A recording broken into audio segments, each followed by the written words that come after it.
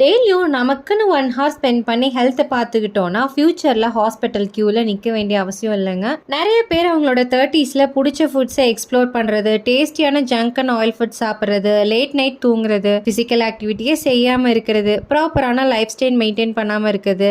But இதெல்லாம் இப்போ தெரியாதுங்க. 40ஸ்க்கு மேலே போகும்போது உடம்புக்குள்ளே இவ்வளோ நாள் சாப்பிட்டு டேமேஜ் பண்ணதோட விளைவாக நிறைய டிசீஸ் வர ஆரம்பிச்சிரும். ஸோ ஹெல்த்தியாக சாப்பிட்டு நம்ம உடம்ப பார்த்துக்கலன்னா பின்னாடி நம்மளை பார்த்துக்க யாருமே வர மாட்டாங்க. எப்பவுமே பேலன்ஸ்டான ஹெல்த்தி ஃபுட் எடுத்துக்கிறது ரொம்பவே முக்கியம். அது நம்ம கட் ஹெல்த்துக்கும் நல்லது, ஆக்டிவான எனர்ஜெட்டிக்காவும் இருக்கும். ஒரு பேலன்ஸ் பிளேட் அப்படின்னா fibre, protein, corps, healthy fats, minerals, vitamins எல்லாமே இருக்க மாதிரி இருக்கணும்.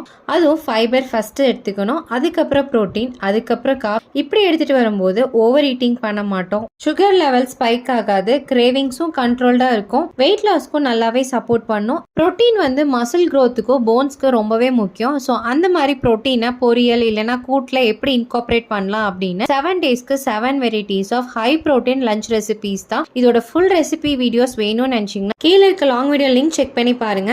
இந்த மாதிரி டிஃப்ரெண்ட் மீல் ப்ரெப் வேணும்னா டிஎம் பண்ணுங்க. இந்த வீடியோ யூஸ்ஃபுல்லாக இருந்துச்சுன்னா உங்க ஃப்ரெண்ட்ஸ் அண்ட் ஃபேமிலி ஷேர் பண்ணிட்டு இந்த மாதிரி ஹெல்தி ரெசிபிக்கு நம்ம பேஜை ஃபாலோ பண்ண மறந்துடாதீங்க.